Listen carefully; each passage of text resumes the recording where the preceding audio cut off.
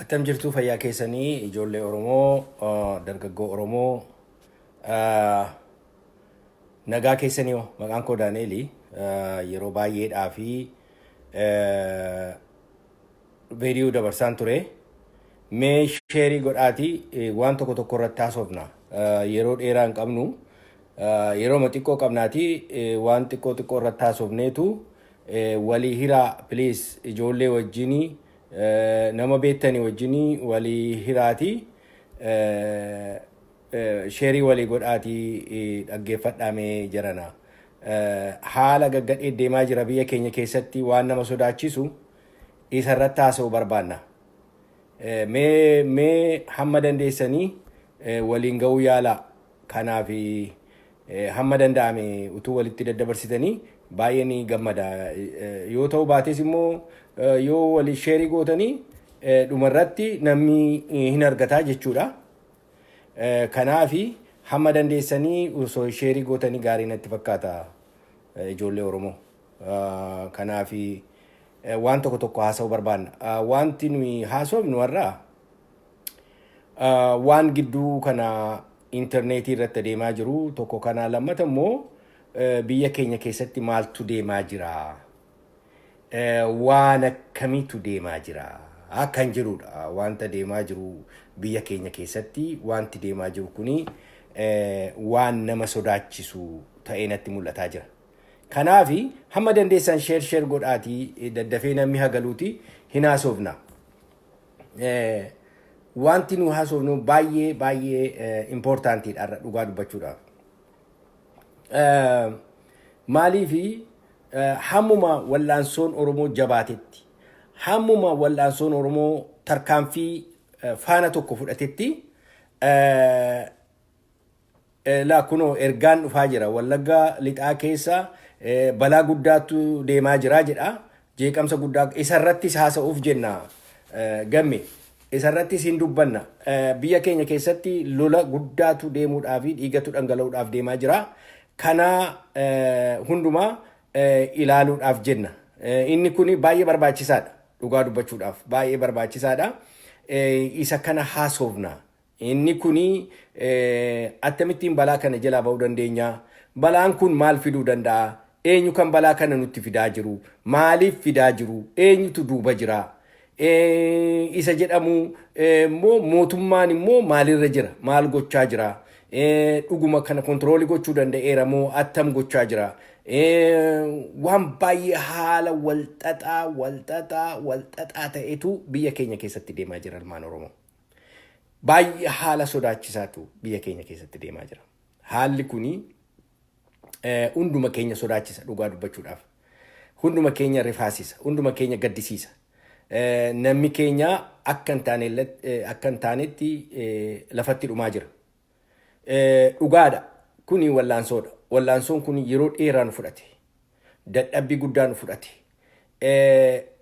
Yeroo biyya garaagaraa ilaalluu biyyi garaagaraa wal'aansoo kanaanii bilisoomanii carraa gugurdaa argataniiti. Malee immoo of komachuun isin hin barbaachisu. Amma fakkeenya tokkoon isinii kenna. Fakkeenyaan isinii kennuuf barbaadu Afrikaa keessatti biyyi kolonii jala jiran kan isaanii dafanii bilisoomuu danda'anii fi warri kolonaayizarsiin impaayirri kuni warri western world warri Awurooppaa impaayiriin Awurooppaadha. Waan second world war irratti lola addunyaa isa lammaffaa irratti waan rukutameef waan Hitler ka'ee Mussoliniidha Hitleri ta'anii Jaappaan ta'anii lola guddaa bananii dadhabsiisanii fi waan rukutamanii fi ofuma isaatiitiif iyyuu sarvaayivii gochuu waan hin dandeenye puulaawutii godhan biyya baay'ee keessaa baqatanii ba'a. Maaliif hin dandeenye lola kanatu dadhabsiisee lola kanatu hin gaggabse.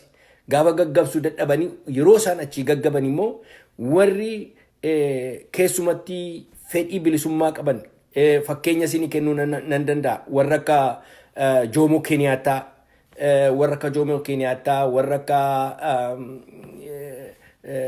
akka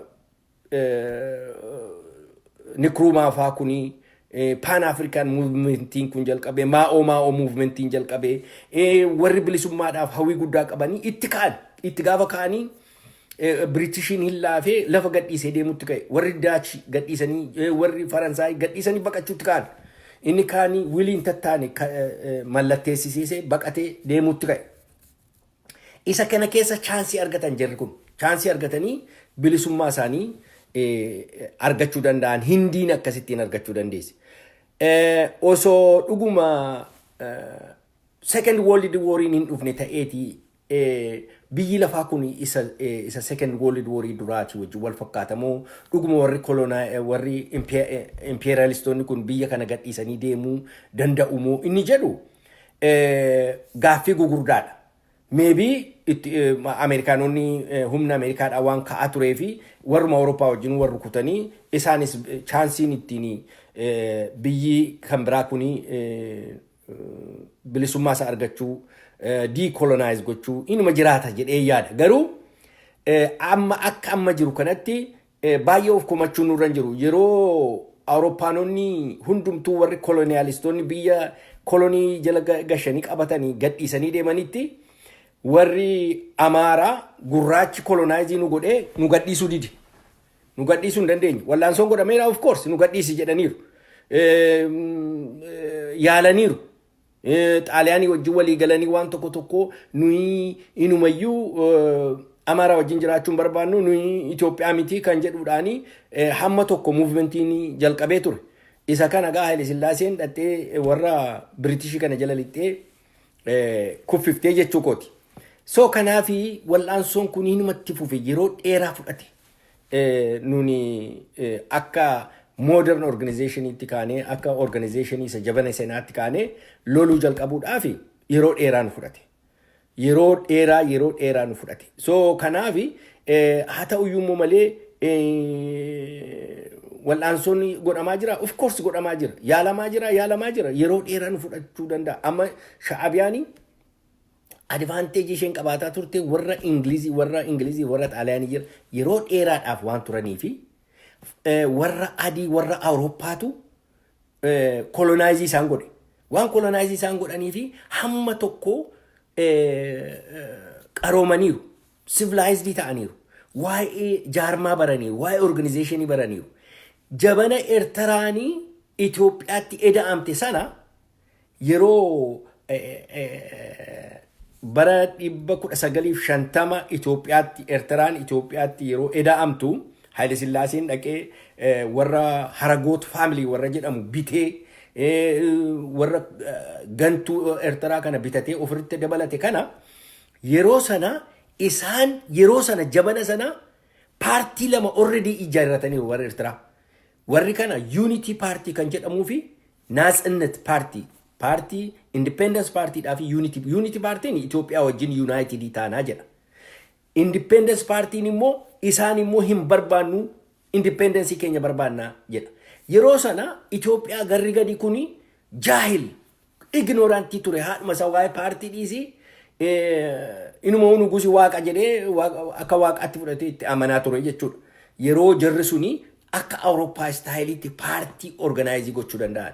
Kanaafi Haile Sillaasee Unity Party isa jedhu dhaabeetu warra Haragoot family kana gubba'ee maal godhee baaletii hatee maal godhee achi barbareetu Eertiraan akka isheen referendumii irratti gara Itoophiyaatti dabalamtu godhe. Jarri kuni yeroo Haragoot family irratti ka'anii jedhanii dubbiin jabaatee jedhu maal godhanii Gruppii Eertiraa warra Unity Party jedhamu Haile Sillaaseen akkuma jirutti hammaaree fidee Shaashamannee qubachiise. Shaashamannee Eertoroota baay'ee jira.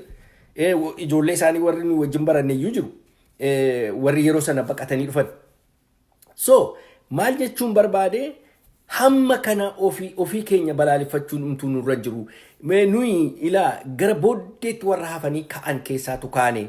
Eertiraanonni advantage kana qabu turan. Waa'ee organizationii waa'ee at least qaroomina tokko warra colonizersiin isaanii civilized turan. Warra kan keenyaa ignorant jaahil warra caamaallee kaa'attee hin beekne. Warra kophee miila isheetti hin kaa'anne. Warra miilaan deemtu. Warra magaajaatu Biritishiin gargaaranii fidanii mataa keenya irra kaa'an. Biritishoota Raashaa meeshaa kennaniifi ofii isaaniitiyyuu waan hin beekne waan meeshaa qabanii duwwaadhaaf biyya keenya qabatan yaalamaan Oromoo. Kanaafitu gowwaan nama qabate gannaman dhiisu. Kanaafitu akkasittiin biyya keenya joonjessanii awwaalanii harree godhanii mataa xonqaayii meeqatti naqanii sheekii maannoo qeesii kana maaloo kana xonqolaa kana gaditti naqanii nama keenya joonjessanii fixanii garba godhatanii waggaa meeqa bitatti amaarre. Warri Eertiraa gaa yeroo gama ilaaltan immoo warri Eertiraadhaa warri Xaalaanotaa warri Ingilizootaa opereesii haa godhan malee hamma tokko sivilaayizii godhaniiru. Kanaaf iyyuu paartiin lama kan dhaabate. Amma gaa saalaa saabbeefaa kuni eessaa ka'an jettu. Yeroo sana yeroo Eertiraan Itoophiyaatti dabalame kanatu jabana sanatu jalqabe muuvimentiin saalaa saabbeefaa. Saalaa saabbeefaa warra yuunitii hin barbaannu nuyi Eertiraan kophaa jiraanna warra Ingiliziidhaan jedhee reeferaandamii irratti haatamanii moo'aman. Yeroo sanatu caakkaatti galanii lola jalqabanii jechuudha. So nuyi warra ignoraantiidhaan qabamne. Warra joonjoftuudhaan ofiisheetii iyyuu garba warri nu qabatte. Warra akkasiitiin warra joonjoftuu kanaan waan qabamneefi yeroo warri suni paartii leeveliitti organaayizii ta'uu jalqabanii nuyi Oromoon akka wal hin beeknetti Islaama kiristaana jedhanii waaqeffataa garaagara nu facaasanii turanii. Kanaaf yeroo dheeraa dileedii ta'e wal'aansoon keenya gara booddeetti harkifate yeroo dheeraadhaaf waggaa dheeraadhaaf. Ilmaan Oromoo kana walii sheerii godhaatii nama hamma dandeessaniin gaa inaasofna kana baay'ee importantiidha. Maaliifi Oromoon baay'ee maaliif booddeetti tabne inni jedhu kuni wal'aalaan nu qabate. Jaanjoo ignoraantii uummata joonja'aatu nu qabate. Kanaaf warri Eertiraadhaa achi jalqabanii saalaa saabbeefaanii jabahaasa jedhu dhaabbatanii Isaayyaas faani gaa achi jabahaasan keessaa ba'anii moodernaayizii godhanii isaan immoo Shaabiyaa jedhanii keessaa kutatanii ba'an. Kanaanitu jalqaban isaan already beezii qabu jechuudha. Beezii qabu, beeziitu jira. Beezii organizationii waan akka godhu beeku. Yeroo sanas edukeetii wal godhu wal barsiisaniiru. Kana keessa kan Eertiraatti iyyuu mee ilaala waggaa 30 itti fixe bilisoomuun. So kanaafi nuyi waggaa dheeraa nutti fixe iyyuu hamma kana waan ta'u nurra jiru karaa gaariirra jirra karaa bilisummaatti hiiqaa jirra. Waan tokkotu kana kan hin fideefi si'a baay'ee yeroo bilisummaatti hiixxu si'a baay'ee namuma waliitu wal takaala. Walii isaa wal takaala.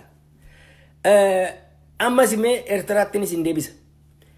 Yeroo Mangistuun Hayilamaariyaam taayitaa fudhatee Sumaaleetti duulu yeroo Sumaaleen ka'u Sumaaleetti deebi'e Mangistuu Hayilamaariyaam akka jiru humna hunduma isaa fuudhee Sumaaleetti ergee Sumaaleetti bobba'anii Sumaalee lolaa turan.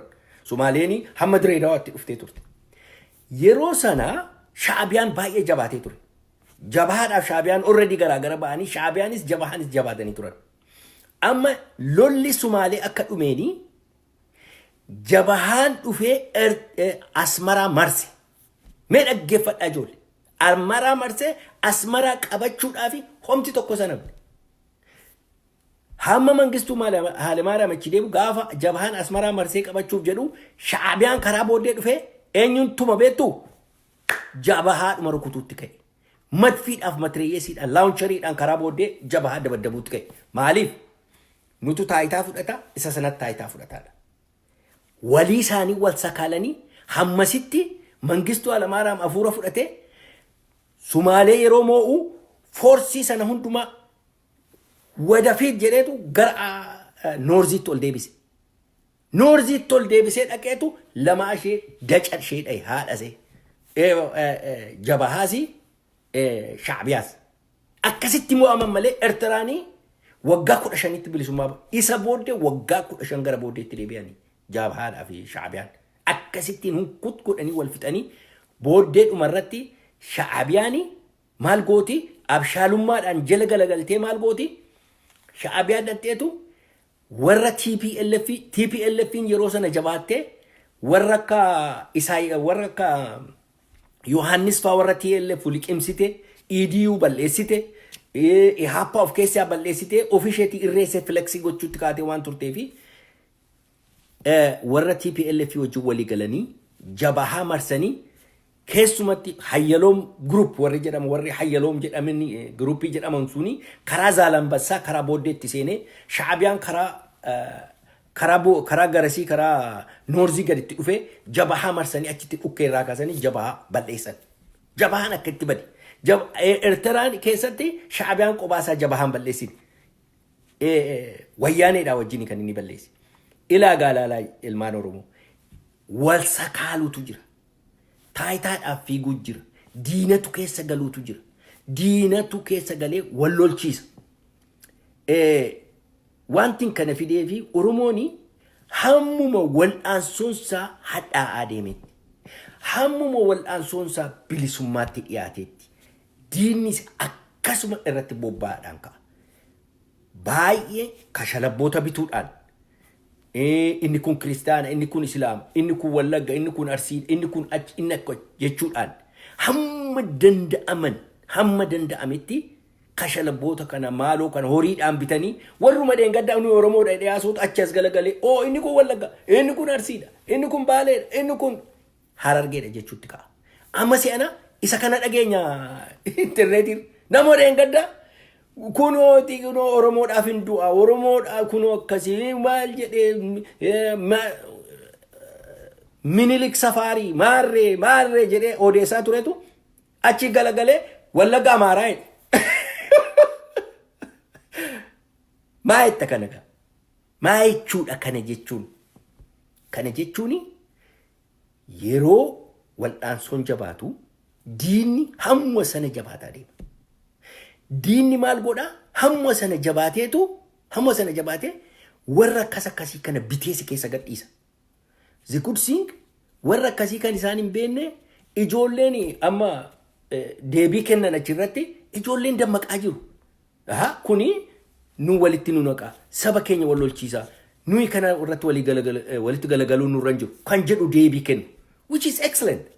Ijoolleen naqaa jiru, ijoolleen dammaqaa jiru. Warra akkasii kuni horii ilaalu, horii isaanii kafalamu, hamma isaanii waan argatan dhimma hin qaban.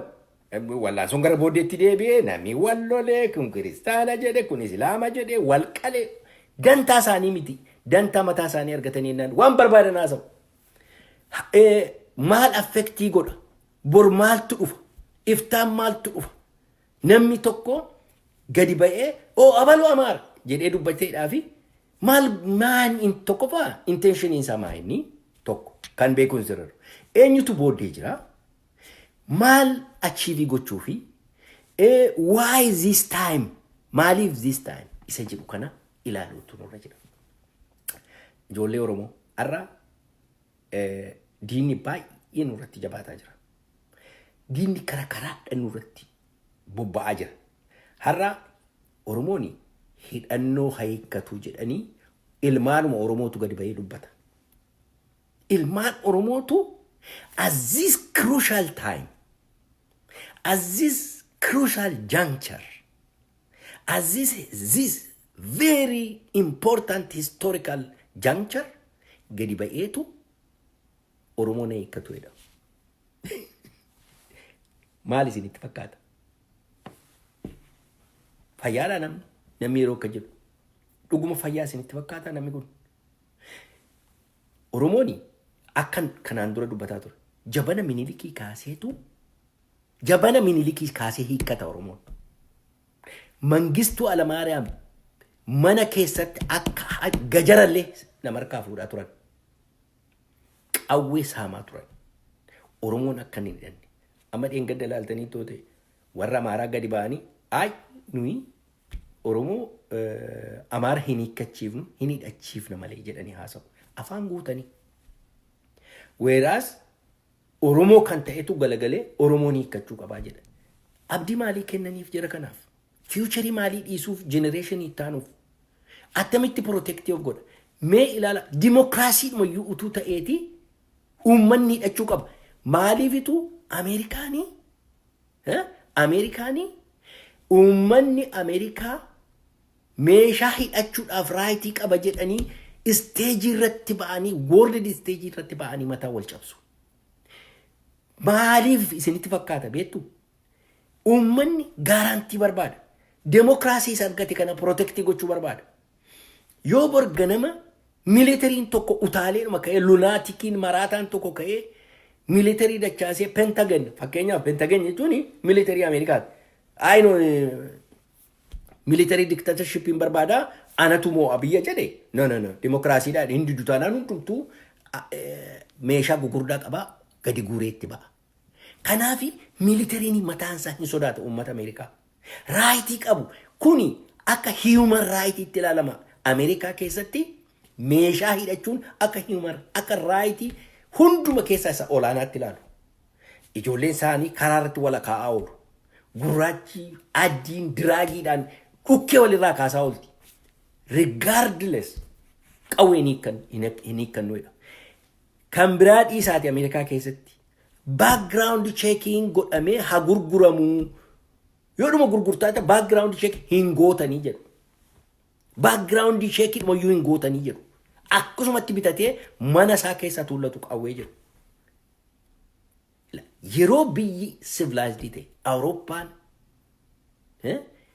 Ameerikaan eessi meeshaa qabatee akkasitti taa'ee ofiisaa difeendii godhutti dhalli Oromoo tokko gadi ba'ee Oromoon hiikkatu yeroo jedhu maaltu isinitti dhaga'ama ilmaan Oromoo?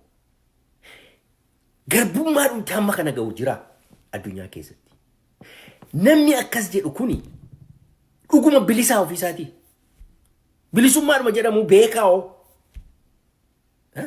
Bilisummaadhuma sana maanni bilisu namni tokko liberated namni jedhamu tokko gadi ba'ee ay Oromoon maal jedha beektaa? Ommi'eessituuni abbaa dammaa afaan keessi jedha. Amaarri hamma funyaanitti hidhate ilaala. Tigreen hamma funyaanitti hidhatte. Walaayittaa hidhachiisan. Sumaaleen hidhate. Affaariin hidhate. Gumuzi. Waxaawwixiin ilaa biyya keenya warri goodaa warri qashmaandoo keessaa warri gadii warri seesee. Warri seesee. RPGdhaa fi 50 kalibarii baattee deemti. Mee ilaalaa ilmaan Oromoo. Oromoon immoo hin hidhatiin jedhanii maraatu. Oromoon attami hidhataa jedhanii maraatu. Mee kana la. Isa hidhatee ishee mahatatee walitti qaqqabatee ofiisaa difeendi gochuudhaa fi walitti qabatee jiru kana isuma walitti qabatee jiru kanayyuu haa hiikkatu jedhu. Mee ilaalaa. Yeroo kana jettanii karaa tokko kana ilaaltanii gama ce'aatiin immoo waan ta'aa jiru ilaalaa. Karaa gumuzii, karaa seesee, karaa najjoo, karaa dhidheessa keessa ol yaa'ee Oromoo lafarraa funaanaa oola. Warri Beenishaangul. Dhaqanii lolaniiru, ay nama hin qabnu, ay kanatu rakkanne, sana rakkanne, kana rakkanne jedhaniitu sababa sii dhiyeessu. Uummanni lafarratti mandiin akkasitti dhumaa jira. Qiltu jaarraa kana maal mana sibuu kana dambidolloo kana dhaqiitii qirixxeen bayiitii walaliin bayii hamma dhaqi iluu abbaa booraa gahi akkasitti lafi gubataa jira. Achi immoo karaa baalee dhaqi baalee keessa uummanni akkasitti rukutamaa jira. Dhaqi karaa harargeen akkatti buqa har'a raayyaatu rukutamaa jira raayyaatu. Raayyaatti darbanii raayyaa dhukkee irraa kaasaa jiru ilmaan Oromoo. Uummanni kun hidhachuun hin qabu. Mirga isaa miti yoo. Maaliif uummata kana akka inni hidhanne godhu? Maali sababi isaa?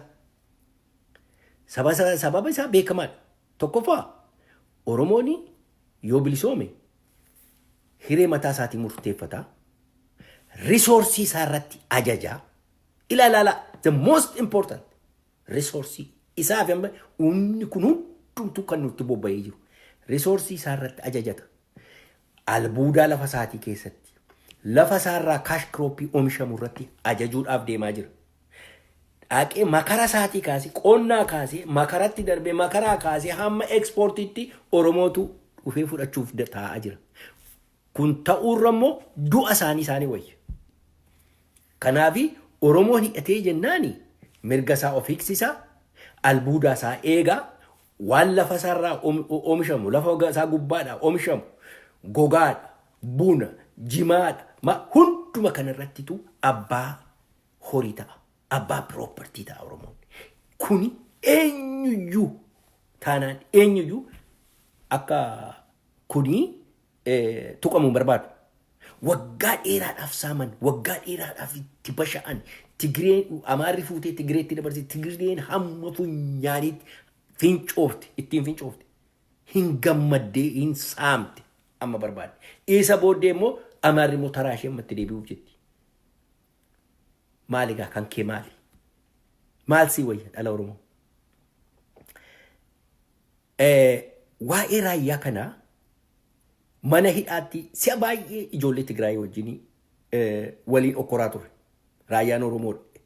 Oromoodha eeyyee jedhu. Garuu Tigraay jala jiraachuutu irra jira. Wal fuuneerraa, maarreedhaa, jinniidhaa, jibuutiidhaa jedhu. Garuu qurshoo gadhee qabu warri Tigreedha. Raayyaa irratti. Mangistuu Hayilamaariyaamii nama Haayilee Kiroos Abbaay kan jedhan tokko raayyaa keessaa rikruutii godhee janna beekama Tigraay keessatti inni Haayileen kuni warra TLF warra jedhamu warra Yohaannis Fayii wajjin jalqaba muuvimentii jalqabeedha. Mallas faa dura wayyaanii dura Tigraay keessatti. Amma gaafa isaan Yohaannis faa ajjeesanii jedhanii isaa fi Tafarraa Kaasaa warri jedhamanii Mangistuu Hayilamaariyaamitti dhufanii harka kennanii Haayileen raayyaa waan ta'eef hin galuu wayyaanee kana likkiitti gashaa jedhee kakkatee ka'e. Haayileen kuni Zandoo Saraawit kan jedhamu organaayizii godheetu wayyaaneen akka isheen xaragamtee raayyaa keessaa baatee Indartaa keessaa Kilta Awlaaloo Wuqroo keessaa Tambeen Abayaaddii keessaa Agaamee keessaa Aksuum keessaa baatee hunda ishee fuudhee Sharraarotti ishee gashe. Namichi kuni si'a 6 xiyyiitiidhaan rukutame. Jarri kun si'a 6 xiyyiitiidhaan rukutame. Fadaayiniin dhufanii baarii keessatti lafanii nyaatu nan isaa duwwaan xiyyiitiidha. Mana dhaatti natti agarsiise ofirraa baasee. Nan isaa uramaa dhumaadha. Namichi baay'ee jagna. Maal jetti ijoollee wayyaanee? Nuyeetti gaaf tokko bilisoomnee naani raayyaa akka isheen jirtutti lafarraa duguugna. Kan nu fixe Mangistuu Hayilamaariyaam wajjin raayyaadha jechaa turte ijoollee wayyaaneedha. Kana dhaggeeffadha. Haal dhagaa raayyaatu yeroo isaa ga'e. Yeroo isaa ga'e ilmaan raayyaa har'a akkasittiin lafarratti gorra'amaa jira. Yeroo akkasittiin ilmaan raayyaa gorra'amu kana inni kan biraani qawwee hiikkatuudha. Yeroo addanaa kunoo kaleessa dheengadda qawwee asii gadi meeshaa loltuu asii gadi Wallaggatti gadi guuranii Oromoon hiikkattuu jedha. Yeroo Harargeen kumaatamaan buqqa'u liyyuu poolisiin dhuftee Sumaaleen dhuftee dhukkee Oromoo irraa kaaftu Oromoon hiikkatuudha. Maal isinitti fakkaata kun? Contradiction kana liqimsuu dandeessu? Sammuun keessan comprehend gochuu danda'a? Can you wrap around it? Amma maalumatti isinitti dhaga'ama? Kuni ilma Oromoo tokko ta'e namni Oromoon tokko Oromoon hiikkattu yeroo jedhu maaltu isinitti dhaga'ama ilmaan Oromoo? Attamittiinitu maal jechuudha kana jechuun? Kanatu baay'isee nama gaddisiisa. Egaa kana gaa inni isaan sodaachise. Oromoon immoo hin hiikkannu jechuu jalqabe. Jaarsoliin hin hiikkattanii jechuu jalqaban. Oromoon hin hiikkannu jechuu jalqabe. Inni kun isaan sodaachise. Amma gaa istiraatiijii kan biraa divaayizii gochuutti ka'an Oromoo warra kuchisuudhaaf. Inni kun Islaama, inni kun Kiristaana, inni kun Amaara. Amma gurbaa tokko kaleessa gadi ba'e Wallagga akka jirutti Amaara jechaa oole. Maa inni kuni istiraatiijii isaaniiti. Bori immoo inni kun Islaama, inni kun Kiristaana jechuutti ka'a. Kuni hojii isaan nutti qopheessaa jiranidha. Dizaayinii isaan yeroo hundumaa ganamaa galgala ajendaa isaan nuu qopheeffatanidha. Kana keessatti kufna baay'een keenya. Kanaafi yaalmaan Oromoo maal wayya isa jedhu haa mari'annu.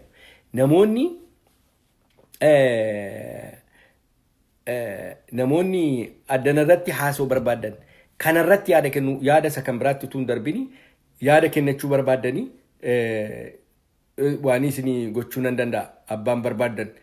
Kanaafi requestii ergaa mee kanarratti maal jechuu barbaaddu? Namni waa jechuu barbaadu jiraao? Namni waa dubbachuu barbaadu jira?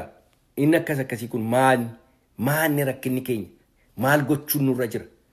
utuu subjectii kan biraatti hin darbini kanarratti haasofnume maal goonu rakkanne bar attam goonu kunoo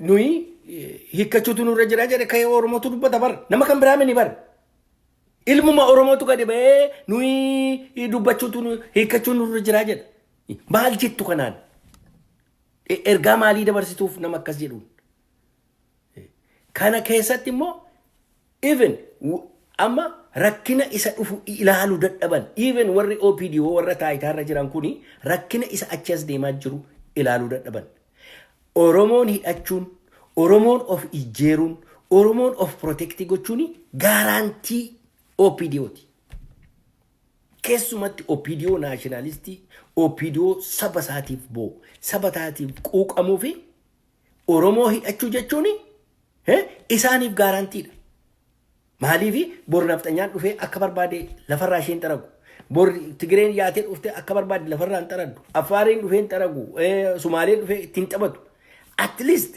gaarantii qabu jechuudha namni saba isaa namni gaarantii qabu ofirkaa attamitti balleessa ilmaan Oromoo mee kanarratti namni yaada kennuu barbaadanii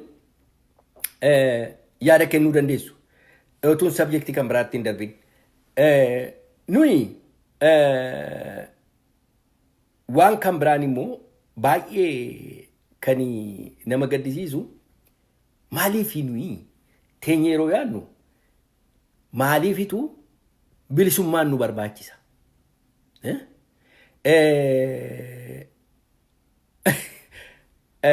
maaliif bilisummaan nu barbaachisa maaliif kan jedhu gaaffii kan akka gaariitti deebisuu danda'u nurra jira bilisummaani mee biyya kana ilaalaa biyya Itoophiyaa kana akka isheen amma jirtu kanatti mee ilaalaa biyya eenyu wajjin kompeeriisinii gochuu barbaada beektu Raashaadha wajjin kompeeriisinii gochuun barbaada impaayiriin tokko dhiyootti kan ija keenya duratti tasa ta'ee diigame Raashaadha Raashaanii yeroo komunistiidha nationalist isaan naanna'aa jiran hundumaa walitti cafaqeetu biyya tokko hidhee Soviet Union jedhee ijjeereetu waggaa 60 kokkee isaanii qabee ture garuu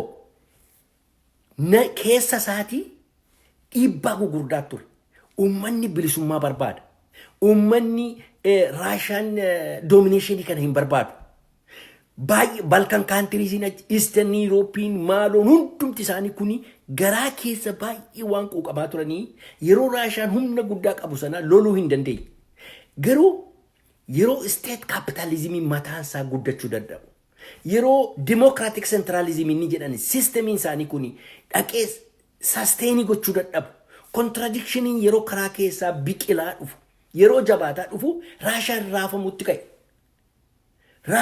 ka'e namoonni si'a baay'ee Raashaa kan kuffise warra Ameerikaati jedhu no soba kun warri intellectualonni Raashaa intellectualonni Awurooppaadha kana gara fuulduraatti ilaalanii katabaa turan warra akka Bethlehem kan jedhaman volume after volume Raashaan hin kufa jedhanii osoo namni tokko hin yaadin kan katabaa ture jira maal jedhu contradiction from within karaa keessaa waldiddee guddaa jira nationalityni takka nama tokkoon dominated ta'ee jiraachuu hin barbaadu jedhanii katabaa turan warra akka Bethlehem nuyi yeroo kana dubbifnu dur hidhaa keessa teenye abjuu nutti fakkaata ture Raashaan hin kufa no wanta akkasii hin yaadamu kan jedhu ture garuu osuma jedhu contradictioniin alaa biyya keessaa inni biildii godhu kun jibbi kun namni wal jibbuun kun inni nationiin isa tokko suppress gochaa ture kun humnumaan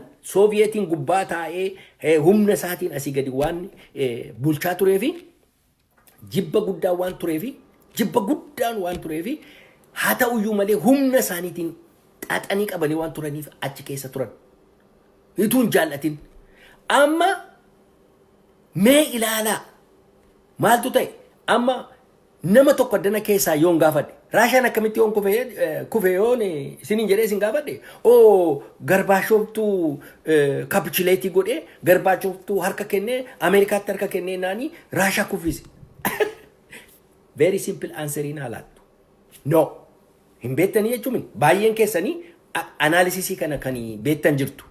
Ana duwwaatu beekaa jechuun kumiti. Garuu namoonni baay'ee keessa lixanii hin ilaalle waan kufaatii raashaadha. Akka wanta Ameerikaan kuffisee itti ilaalu. No. Miti. Raashaanii contradiction from within to dhiibaa ture. Amma gaa biyya keenyatti dhufu. Biyya keenyatti yoo dhufne empire Itoophiyaa suni diigamaa jira. Namni inni amma isin agartan kun warri politikaanii dura fiigan kuni Oromoon inni dura fiigee rakkatee dhimmamee Itoophiyaa andinnati wayyoo jijjigne maaloodhaa jedhee haasa'u kun Oromoon amma daqiiqaa kanatti agartanii kanii Itoophiyaa andinnatiidhaaf boo inumayyuu Oromootu caala Amaara caala. Kun hundumtuu naturally contradiction from within isa ka'u kana dhaabuu hin danda'u. Contradiction tu keessaa ka'aa jira bara. Har'a akkuma raashaan kun caccabee diigamaa jirutu haala sanatu reality sanatu dhufaa jira sarfeesitti ol ba'aa jira. Inni lafa jalaa simerii gochaa ture suni asii olitu akka volkeeno ol ba'aa jira. Mee ilaala Amaara keessatti qimaantii jedhanii har'a wal ajjeesaa jiru. Qimaantii fi nu Amaara nu qimaantii. Dhaqaa immoo warra Walqaayitii ilaala achi keessatti wal fixaa jirti. Oromoon bilisummaa jedhee ka'aa jira. Sidaamaan nu immoo federeeshinii yoo barbaadan malee hin barbaannu jedhee. Kun egaa inuma deemaa jira. Oromoon xixxiixxu, warri andiinnetii xixxiixxu, warri Itoophiyaanistiin xixxiixxu waa tokko hambisuu hin danda'an. This is a natural process. Kanaaf inumayyuu we better akkanatti mul'atutti we better amma inumayyuu jabaannee egeree Oromiyaa irratti haasa'uu jalqabuu qabna. Attamitti organize of goona gadaa dimokiraasii isa jennee isa abjuudhuma gadaa dimokiraasiin osoo Itoophiyaan empire Itoophiyaa Oromiyaa hin qabatin duraa kaasee caccabuu jalqabee ture gadaa dimokiraasiin. Isa attamitti deeffanna. Isa attamitti refurbish goona. Modernize attamitti goona.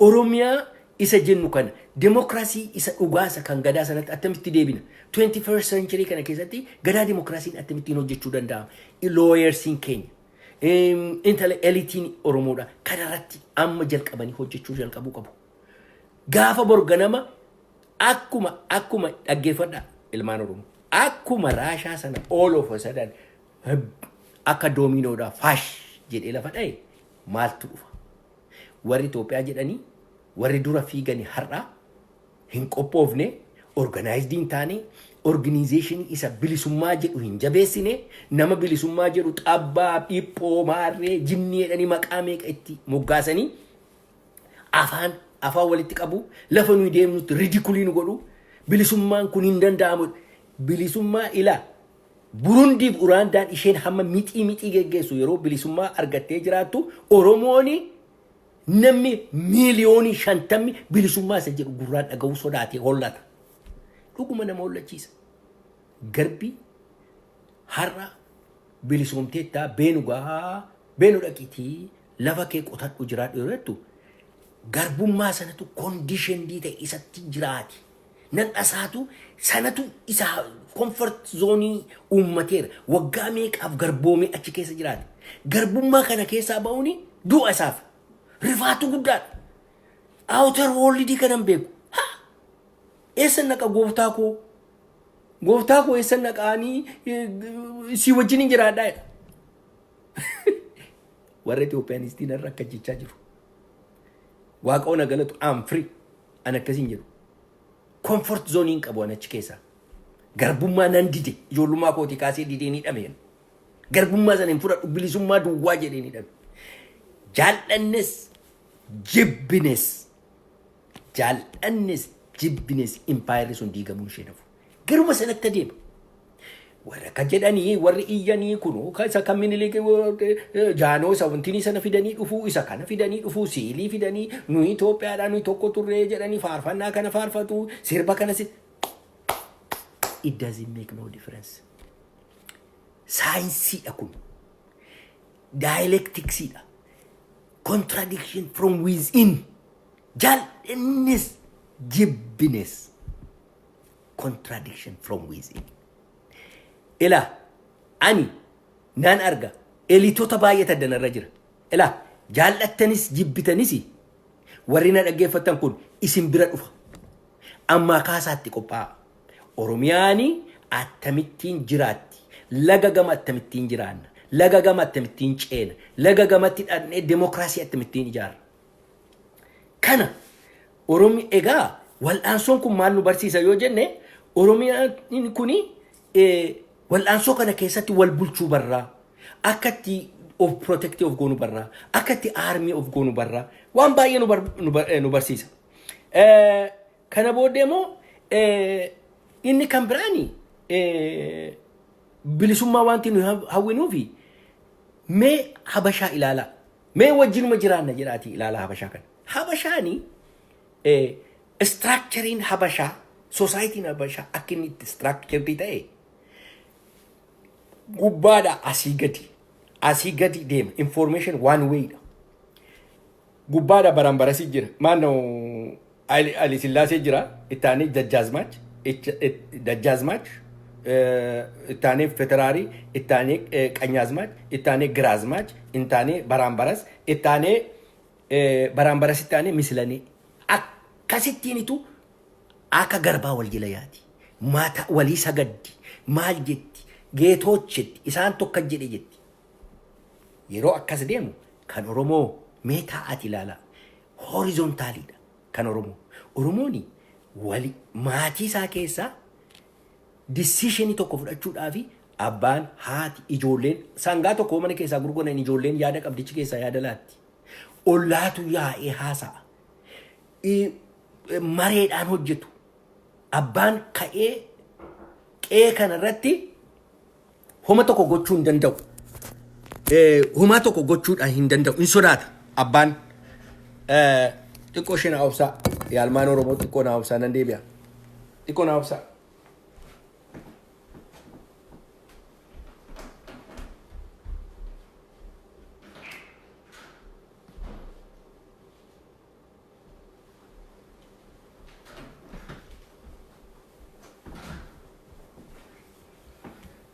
Dhiifama guddaa. Abbaan yeroo hundumaa haadha ijoollee fideetu mari'ata. Yeroo nyaatu biddeen dhiyeeffateetu hundumatu dhiyaatee nyaata. Mana Amaaraa dhaqaan tureen waanuma dinqiin argan ture. Ijoollee mucaasaatu dhaabatee dungoo qaba. Abbaadhaa wajjin dhiyaatee nyaatu. Akkasitti ijjeerame. Soosaayitiin akkasitti ijjeerame tokko society demokraasii waan jedhamu uummata hin beeknedha Habashaan. Uummata dhagaadha. Uummata demokraasii waan jedhamu mataa isaanii keessa iyyuu hin jiru waan akkasii. Warra akkasii wajjinitu demokraasii hojjennaa demokraasiidhaan walii wajjin bulu hin danda'amu. Isaanii isa aadaa isaanii keessatti DNA isaanii kan intertwined kan ta'e DNA isaanii keessatti kan biqile kan isaanii wajjin jiraatu isa barbaadu isaanii. Kanaaf Habashaadhaa wajjin waan barbaanne yoo goone iyyuu hin danda'amu. Kan biraan immoo bilisummaan maaliif qabeenya keenya laalame ilmaan Oromoo Itoophiyaa keessaa biyya Itoophiyaa sana keessaa qabeenyi dhufu akka jirutti kan Oromooti. Mee namni tokko gadi ba'ee har'a natti dubbatu lakki qabeenya iddoo kan biraadha. Warqeen eessaa dhufa? Shaakkisoon ilaalaa, Yuubdoo ilaalaa, Najjoo ilaalaa. Warqeen biyya sana ba'u keessaa biyya sana keessaa argamu lafa Oromoo irraa dhufa. Plaatiiniyemiin ilaalaa Yuubdoo keessaa ba'a. Wallagga keessaa. Waan barbaadde neemit Itoophiyaa keessaa kan argamu hundumti ishee Oromiyaa keessaa baati. Buna ilaalaa, gogaa ilaalaa, jimaa ilaalaa. Biyyi sun hard currency kan fiduufi akka jirutti achi keessaa ba'a. Kanaafitu yaalmaan Oromoo salphaatti hin danda'amu. Salphaatti bilisoomuun hin danda'amu. Maaliifi ilaa hamma danda'aman ciniinanii nu qabu. Maaliif beektu warri alaa kuni amma har'aa politikaan biyya lafaa kuni geeddaramaa dhufe. Resoursiitu xiqqaataa scarcitytu dhufe. Population explosion jira. Populationiin addunyaa guddataa deeme.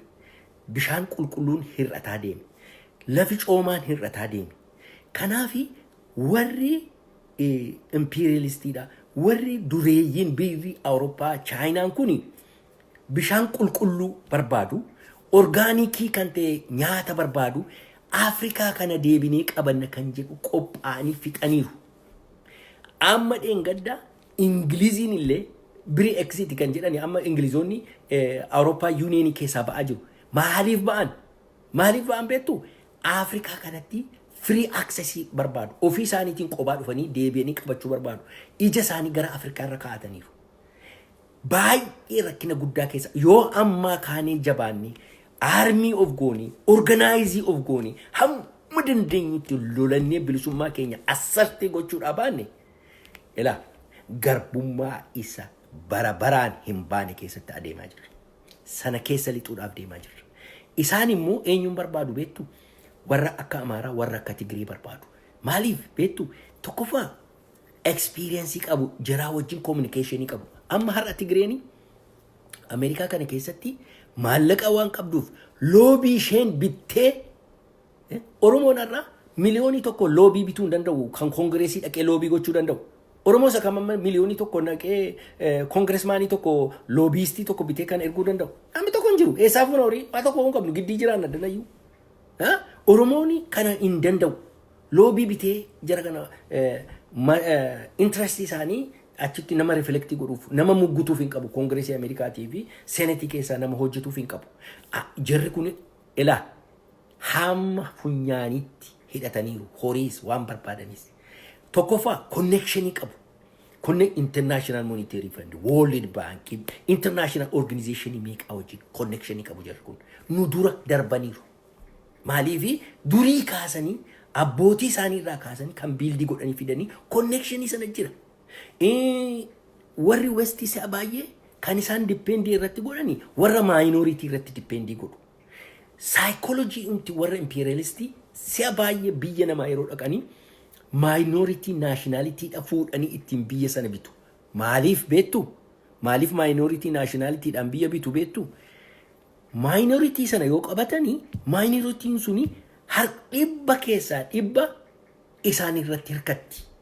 Waan isaan barbaadan gootiif yoo dhaqee abaluun qaleedhaan dhaqee qaltiif yoo biyya sana dhaqee nu mallatteessi dhaqee mallatteessiti. Nationalismiin keessa tokkoffaa biyya ishee miti giddiin qabdu Tigreen. Amaarres Oromiyaan biyya ishee miti. Abbaan fedhe dhufee hasaamu wajjin saamnaa jetti. Kan biraan immoo ilaa maal jedhuun blackmail godhu.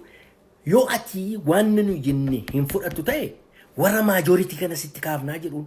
Majority kana sitti kaafneetu sirkuchiifnaa jedhuun. Kanaafi hin sodaatu. Warri minoritiin akkasi. Number 1 jechuudha kun. Number 2 imperialistoonni warri alaa kuni nationalistii hin barbaadan. Nationalistii sabboonaa hin barbaadan. Sabboonaa biyya keessatti hin barbaadan. Mee waan tokkoon isin yaadachiisa. Gamaal Abdan Naasir waa tokko isaan godhee miti. Nationalistii waan ta'eef ajjeesan Egypt keessatti. Nationalistii Arab nationalismii kana biildii gochuutti ka'e. Gaafa inni biildii gochuutti ka'u nationalismiin yeroo hundumaa biyya isaa protectii godha. Sabboonaa waan ta'eef lafa koon kennu, ristii koon kennu, saba koo dabarseen kennu jedha. Hin gurguratu. Gantuu miti nationalistiin.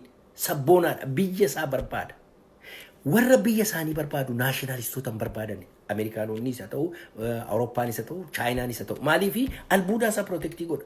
Yoodhuma diilii, business diiliitti dhaqanii gabatee diiliitti dhiyaatanii 51-49 harka caalu anatu fudhata. Biyya kootiif hin fudhadhaa jedha. Business diilii irratti iyyuu nationalistiin harka caaluu fudhata. Isaaf isan barbaadan isaan. Nama calluma dhee blank cheekii tsaafee dhaqii saami reeppii godhi biyya koo nama jedhu barbaadu isaan. Kanaafitu naashinaalistiin hin barbaadamu achitti. Imperialistoonni naashinaalistiin barbaadan. Saddaam Huseeniin kanaaf ajjeesan. Gazzaafii kanaaf ajjeesan. Gazzaafii maal godhe? World Baankii replaceii gochuutu narra jira. Afrikaan World Baankiin Afrikaa saamee. Kanaaf replaceii gochuutu narra jira jedhee biliyoonii 6 qopheesse. Afrikaan baankii qopheessuuf jedhanii qaa godhan. Maaliif jireenyi isaanii World Baankiidha wajji walitti hidhamaadha warra Westiidha. Kanaafitu naashinaalistiin barbaadan. Kanaaf naashinaalistiin jabaatee biyya isaa dhuunfatee biyya isaa protecti gochuutu irra jira. Oromoo naashinaalistiin hojii guddaa eeggata. Oromoon hojii guddaa eeggataa jira. Hojii guddaa keessumatti eliitiin jannummaadhaan gadi ba'anii jara kana dura dhaabachuutu irra jira. Biyya keenya hin saamtan jechuutu irra insin hin saamsinu jechuu danda'u qabu. Kanaaf waan akkasii kana ammaa kaafne irratti qophaa'uu qabna. Bilisummaan kana nuu fida ilmaan Oromoo. Kana nuu fida. Kana malee immoo ilaa biyyattiin diigamuu ishee nafu. Jaallanni jibbini anaalisisii isa kan Raashaa sana fudhadhaa. Appilaayi godhaa achirratti. Hinuma jaallanni jibbini diigamu. Walitti biyyi sun jiraachuu danda'u. Maaliif even Amaarrillee hin dandeenye. Okay, namootaaf carraa kennii jedha Abdulaziz. Ilaa requestii ergaa. Yeroo requestii ergitanii carraan isinii kenna. Ani ofii kooti haasa'u. Ani discussionidha wanti kun. Garuu toopikii kana keessatti waanan jechuu barbaadu hin jedhe. Garuu amma immoo maaliif carraan ullaattu jettee okay requestii ergi. Requestii yeroo ergitu requestii amma ammaatti namni requestii erge hin jiru.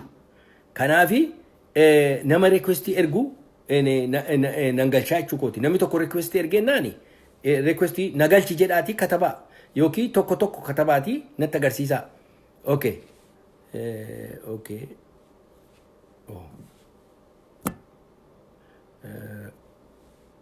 Okay, requestiin ergine obboleesso kunooti. Okay. Tuga maqaa kee himiiti si ergeera. Maqaa kee himiiti dubbadhu. Yaada kanarratti akkamittiinitu Oromiyaan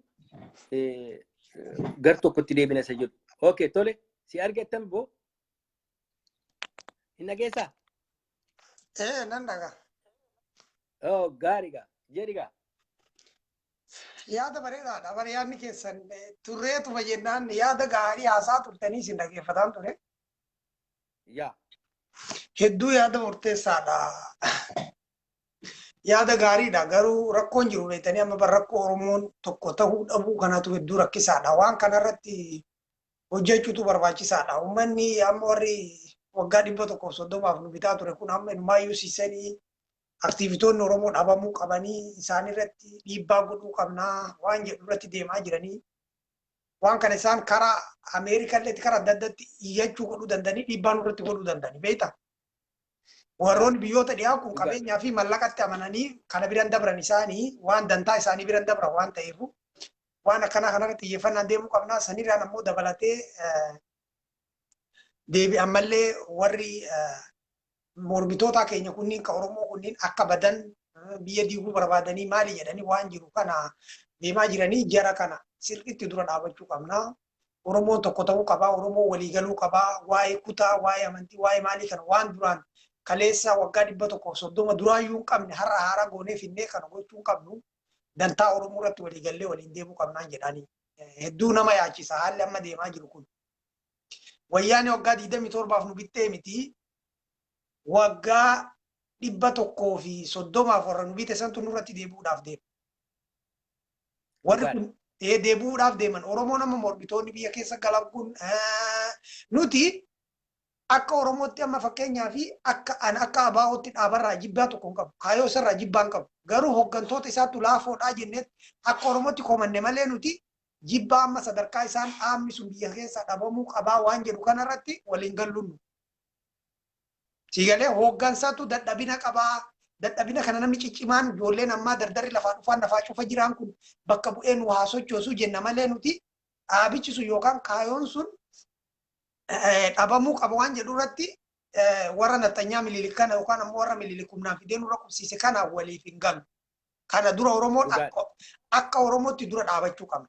Wanti kuni hedduu tokko waan nama yaachisaa deemu. Amma irraa TV waaltaa jedhamurraa argitee jirta. Gaafii gaazexeessaan yoo argite waan san argitee jirta. Jaarsonni biraa ammallee dulloonni warroonni kaleessa yeroo Haayila Sillaasee fi Minilik qabeenyuma keenya Oromiyaa saamanii biyya alaa kanatti bahanii qabeenya achi keessaa baankii biyyoota alaa kana keessa kuufatanii qabanii maal jedhu uummata deebanii sun aktiivitoota keenyatti alaa qabsaa jiran. Kun ammootu maal jedhu ka biyya keessaa maal jedha namichaan duraan akkana fakkaatutti dhaaba madaraka wajjin ture namichaan kuni amma dhaaba addaa wayii ijaaree gadi ba'ee osoo amma wanni Oromiyaa jedhamu biyyi Oromiyaa jedhamtu tun hin jirtu Oromoonni jedhamus hin jiru. Akkuma kaleessa waggaa 130 waan kaleessuma godhaa turan san jedhaa jira. Kanaaf uummanni kuni wanti isaan amma deemaanii jiranii fi haalli isaan itti deemaa jiran haala Oromoo fi Oromiyaa dhabamsiisuu irratti waan deemaa jirudha. Jarri kun akkuma afaan hin jedhan kana godhu isaan beekamaadha wanti isaanii. Kanaafuu kanarratti ani akka nama tokkotti akka ilma Oromoo tokkotti waliigaluu qabnaa. Dhaaba keenyallee hanqinuma isaa qabaatu dadhabina isaa qabaatu jajjabeessuu qabna. Maaliif jajjabeessina? Isaanillee waan uummanni barbaadu kana dhagahuu qabanii, dhaganii hojiirra oolchuu qaban. Uummanni Oromoo akka isaan deeggaru, akka bira dhaabatu yoo barbaadan yaada uummanni Oromoo barbaadu. Anama akka Oromoo tokkotti baalee irratti kutaa baalee irratti dhaladhee nama amantiin illee hin deemu miti. Namoonni na beekan na beekanii amantiin hin deemu. Garuu maaliin fedhaa? Osoo namoonni dandeettii qaban, namoonni Oromoo hunda ija takka allaalan, namoonni Oromummaa fi maalummaa ofitti sirriitti amanan, Oromoo hundaa kan ija tokko laalu dhaaba san hoogganee deeme wanna baa'u jibbinuuf hin jiru. Abbootii keenyatti dhume, abbootii keenyatu irratti du'e, Oromoon irratti dhiigni irratti dhangala'een hin jiru. Waa'ee dhaaba kanaatiin maatiin keenya, akaakayyoonni keenya, abaabayyoonni keenya wanni hin ta'in hin jiru. Wanni jibbinuuf hin jiru. Wanti nuti morminu, wanti nu dubbannu hoogganoota laafaadha. Kanaafuu Amaarri har'a maal jedhaa jiran? Dhaaba uummanni Oromoo akkatti ijaaratu kana tuffiirraa ilaala. Tuffii hooggana sanirraa. Uummata kana ijaaree akka barbaadetti osoo amma abaa'oon ati nama sakkeessatti muuxannoo qabu nama beeku tokko nama na caala waan kana beekuu danda'u yookaan abbaa kiyya yookaan obboleessi kiyya hangafaan nama madaalu tokko isin amma osoo inni akka bara 1991 sanitti yeroo amma biyya keessa gale kanatti ciminni jiraate uummanni Oromoo bilisoomee jira. Dhugaa dubbachuudhaaf. Bilisummaa ofii qofa Oromiyaa yookaan akka Oromiyaatti akka biyyatti labsachuu qofa. Garuu akkuma anis beeku, akkuma isinis beektan hooggantoota dhaaba kanaatu dadhaboodha. Akka bara 1991 nu beeknu sanii miti. Akka abbaan kiyya amma fakkeenyaaf beekuu sanii miti. Akka ijoollummaan dhaga'ee beekuu sanii miti. Waan qabatamaan lafarratti argaa jirrudha. Kanaaf jajjabaachuu qaba. Hooggantoota namoota ciccimoo ofitti as fiduu qaba. Namoota akka Baqqalaa Garbaa kana fa'aa ofitti fiduu qaba. Amma dhaabni kun akka waliigalatti yoo Baqqalaa Garbaa abaa'oo hooggane Oromoodha mee maal rakkoo qaba? Haga dambii qabaa itti bulmaata qabaa miseensa dhaaba kanaatti bakka Oromoo ta'uun isaa miseensa. Namni hunduu hin dhagaa namni kun sabboonaadha na dhagaa akka isiniin fixa. Namni hunduu hin dhagaa namni kun sabboonaadha Oromoon hunduu itti amanaa qeerroon itti amanaa abbootiin amantii itti amanuu abbootiin gadaa itti amanuu anilleen akka ilma Oromoo tokkotti ittiin amanaa osoo amma Baqqalaan Garbaa nu hooggane dhaaba kana hoogganee bakka amma Jaal Daawit ibsaa jiran kana Baqqalaan Garbaa bu'e mee rakkoo maalii qaba? Akka ilma Oromoo isa kana tokkoffaa obbo Baqqalaan ofiisaatii murteessa. Isa kana achi gala as gala hin jennu akka agarreetti warri baay'ee biyya keessa warri poolitikaa geggeessan kun akkuma sila jalqabe Itoophiyaa kana seefii gochuu barbaanna. Itoophiyaan gargar ciccibuuf jetti, caccabuuf jetti, maaloo jetti jedhanii boo kan ani namni fookasiisaa garuu ilaalcha isaa kan inni garanii itti deebisuu barbaadu si galeera. Namni gara bilisummaatti deebisuu qaba. Warri Itoophiyaa ijaarra Itoophiyaa tortoree diigamaa jiru kana ijaarra jedhan kunillee sammuu isaaniitti deebi'uu qabu. Sammuu isaaniitti deebi'anii waa'ee bilisummaa yaaduu qabu. Kan nu baasu kana duwwaadha. Dubbichi hafaan jiru. Yoo boonyes yoo maraannes yoo kufne gangalannes amma du'an oolta. Dubbi gaafa sii dhufu sii hafa. Yoo iyyite. Innis bilisummaanis akkasuma. Sirriidha. Laala amma keessan. Amma warra. Siin fixa. Kanaafitu warri bilisummaa jedhu kuni yoo fakkeenyaaf Baqqalee Garbaa har'aa booddee ani bilisummaan barbaada xaadhaan barbaadu jedhee isiniin geggeessa Oromoodhaan jedhe Oromoo hundumtuu duukaa hiriira. Garuu Baqqaleen Garbaa Itoophiyaa sana isa durii sana deebisaa yoo jedhe ammas rakkinuma dhufa. Waan tokko jira. Kanaaf murteen kun kan saatii siin jechuuf hin barbaade obboleesso. Naagale keessanillee naagale amma isin maal jettanii namni tokko akka Oromootti wama kaleessaa san jechuudha. Akkuma Oromootti Oromiyaa walaba baasuu fi Oromiyaa uummanni Oromoo bilisa bahuu qaba akka biyyattuu fi ijaarree jira sirrii. Kan bara Oromoon hunduutti walii gala. Namni Oromoo ta'ee kana mormu tokko hin jiru. Garuu haala amma yeroo Itoophiyaan itti jirtu amma fakkeenyaaf obbo Lammaa Magarsaatii fi Dr. Abiyyi illee yoo ilaalle aktiivitoonni warri Amaaraa warri uf beeyna ofiin jedhu kun hundi isaanii namni jara kanarratti qabsoof hin jiru. Maal waan ta'aniif Oromoo ta'uu duwwaa isaaniitiif waan biraatiin isaan Itoophiyaa leellisaa jiru garuu Oromoo ta'uu isaaniitiif Oromoon akkamitti nu bulchaadhaaf irra deemaa jira. Garuu jarri kunillee nama akka achi ilaalutti maal na fakkaate namni tokko Dr. Abiyyi maan taane akka Oromiyaan walaba baatuu fi akka Oromiyaan bilisa baatu namni jibbu hin jiru. Garuu rakkoo jirutu maal seetan beetanii yoo amma Oromoon kun ol ka'ee xiqqoo waan tokkotu jira. Nu amma akkuma isin beetan diinagdeen qabnu diinagdee harkaa qabna. Diinagdee kana qabaachuudhaaf rakkataa irraa. Ittiin isin deema kan isin fita akka isin dhageeffadha. Diinagdee harkaan qabnu kan itti wal amannaami. Hin qabnu waggaa 150 diinagdee harkaan qabnu. Beekamaadha kun. Deebi. Qoyaga deebi'a waraana meeshaa harkaa qabna obsaaga yoo ol kaanee amma miila kanatti jechuun ammatti ol kaanee Oromiyaa walaba bahuu qabdi ilaal namni waa xiqqoo jabeeffanne osoo akkuma Tigiree waggaa 27 waraanaa fi meeshaa qabaatte kana qabaanne jechuu dandeenya. Jarri kunillee nama akkanuma wanni kun amma sila waan icciitiidhaan keessa hojii dubbachuu qabu garuu hin dubbanna afaan keenyaan dubbachaa irraa rakkina hin qabu. Osoo xiqqooma waa harkaa qabaannee waan tokko jajjabe amma ol kaanee lafuma duwwaa irratti Oromiyaan bilisa bahuu qabdi jennee sabaaf sablammoota biraa dhagaaga. Sabaaf sablammoota biraa ofitti kaasu irratti nuti warra kaabaa malee kabirarraa rakkoo tokko hin qabu. Sabaaf sablammoota biraa wajjin akkanumatti deemnee jechuudha. Akkuma amma biyyattiin jirtu kanatti deemnee san booda gaafa humna jabeeffannee jenne gaafa warri nuti wannaa jechuu eegalallee deebiif nullee karaa waraanaatiin karaa diinagdeetiin ofirraa deebisuu dandeenya gaafa jennetti deebisuu qabnaan jedhan akka Oromoo tokkotti. Ammatti ammoo waliigallee akka Oromootti Dr. Abiyyi haa ta'u Lammas haa ta'u waan Oromoo irratti waan Oromoo miidhu kamirrattuu tokko taanee ofirraa deebisaa keessattuu jara nafxanyaa mililik kana sirriitti kan amma Tigiree jennu maali jennu sun dabre waan dabre haasa'uun faayidaan qabu waan dura nu eeggatu kanatu badaa. Isa kana if eeggannoodhaan deemuu qabna garuu waan tokko ammallee asirratti kan isin dabaluu barbaadu isin hin dhageeffadhaa. Dhaabboleen keenya amma keessattuu waan adda bilisummaa Oromootiin jedha kallattiidha. Hooggansa sirriitti mee Baqqalaa Garbaatii kennuun haa ta'u ummatuma hawaasni jaalata mee Baqqalaan Garbaa yoo Itoophiyaa sabboonummaa namni isaa ol qabu hin jiru. Sabboon an itti naman akka Oromoo tokkotti an itti naman osoo Baqqalaan fudhatee an dhaaba san kootu lolii hoonaan jedhan Itoophiyaatti galee biyyatti galee ni lola osoo Baqqalaan Garbaa hoogganaa ta'e waan dubbii majjala sararee isinitti hima. Maaliif beektanii? Oromoo ija takkaan laala waa'ee naashinaalitummaa yookaan ammootu eenyummaa Oromootii fi bilisummaa fi maaliif biyya kanalleetti namni kana isa caala namni kun ammoo sadarkaa barnootaalleetiin nama guddaadha nama beekumsa guddaa qabu waa'ee Oromummaa isalleetti eenyu wajjiinuu nama waliigaltee tokko hin qabne. Elaamee waa tokko sitti immoo obboleesso yaadi kee yaada kan keeti mini yaadi kee gaariidha garuu asirratti wanti nuyi dubbachuu barbaadnu waa'ee Oromoo attam goona gara fuulduraatti maaltu nutti dhufaa jira nuyi diinni nutti xaxaa jiru hiiknee lafa kaa'uu wal barsiisuudhaaf haasa'eerra. Waan inni suni isaan wal gidduutti hojjetanii yaadi kee gaariidha galatoom ilma koo warra kan biraadhaaf immoo kenna fayyaa ta'e. Baay'ee hedduu galatoomaa isinillee naffeeruu keessaniif hedduu galatoomaa. Tole egaa. Baay'ee bareeda galatoomaa.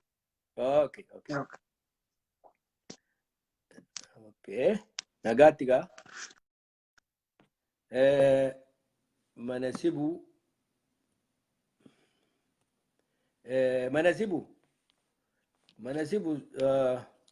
na galchetteetta kunoo si gashee. Nagaama galatoomi obbo Daani'el.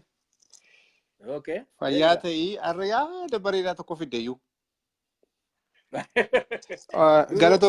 Galatoomi jedha obboleessa kuna dura aseenis galatoomi jedha. Let's talk about nationalism in the liberalism.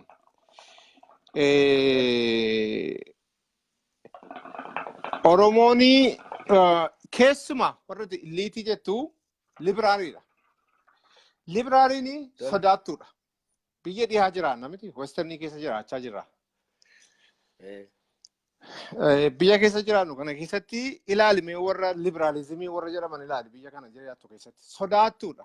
Awwalwaallee yookiin aca barbaarii isheedhaan beektaa liberaaliin akkasi. Oromoon naashinaalizimii ta'uu qaba.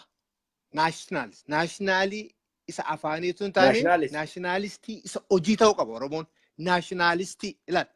Obboleessi kiyyaa mana dura dubbatee galatoomii yaada isaatiif yaada mataa isaatiitiif galatoomii waan ofii lafa kaayetu waan nama saba yaada kee duranii yaada kee irraan dubbachuutti jira obboleessa kiyyaa si miti sirraa rakkinan qabu akka Oromoo tokkotti.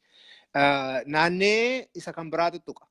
Let's be nationalistii ta'uu qabna. Nationalistii yoo taane ammatti warra illiitiin keenya maal jette warra illiitiin keenya nationalistiin taane liberaaliidha. Liberaaliin sodaattuudha. Xawwalwaalleedha. Ayyaalaallattuudha. As deemti achi deemti. Amma biyya keessa jiru kana keessatti amma fakkeenyaa fi waggaa 8 darbe warra demokiraatiitu mo'ee waggaa amma keessa jiru kana warra riipoobilikaaniitu biyya harkaa qaba. The executive, senatii fi kongiresii. Ilaali waan jedhan waan biyya keenyaaf hin ta'a jedhanirraa gochuurraaf interestii saba keenyaaf hin ta'a jedhanirraa gochuurraati booddeetti hin deebi'an. Sodaan qaban jechuudha. Nuuf ta'a biyya keenyaaf ta'a saba keenyaaf ta'a waan jedhanirraa sodaan qaban. Tiraampiin fudhadhuu ilaali. Oromoon illiitii warra jettee waamaa oolte kuni liberaalizimiidha warra liberaaliidha sodaattuu. Warra yaalaallattu akkas nu godhu yoo akkas jenne akkas taanaa nu balleessu. Asirratti sin qaba. Qoygaa yaada koo fixeeni yaada itti kennataa. Elitiin hundumtuu sodaattuudha. Hundumaa jechaan jiru. Jira warra naashinaalistis jiru. Even Oromoo keessayyuu uummata bal'aa kana keessa naashinaalistis jira. Liberaaliinis jira. Warri liberaaliinis jiru. Liberaalizummaa kana dhiisuu qabna. Oromoon naashinaalistii ta'utu irra jira. Gaafa naashinaalistii ta'ee kan kootii anaaf ta'a, kan kootti anatu ajajaa, qabeenya kootii lafa kooti jedhee waan humna qabeenya dandeettii isa immoo obboleessi kiyya jedhu kana of harkaa qabna. Of jalaa qabna. Garuu sodaattuu ta'uu keenyaaf, liberaalii ta'uu keenyaafiti kan biraatti waan manna kan biraa itti affeerranna. Ilaali warri amma maqaa dhufnu warri Sidaamaa warri Amaaraa jennu kuni isaan kuni sodaa tokko malee waan kan isaanii hin taanetti waan qabeenya isaanii hin taanetti waan biyya isaanii hin taanetti abbaarri duratti ta'uu barbaadu. Nu hoogganuu barbaadu nutti himuu barbaadu. Akkas godhaa jedhanii nutti himuu barbaadu kan keenya. Nu ta'u sodaattuu taaneeti kan keenya iyyuu dhiisnee kan keenya irratti abboomuu dhiisnee kan keenya jennee dubbachuu dhiisnee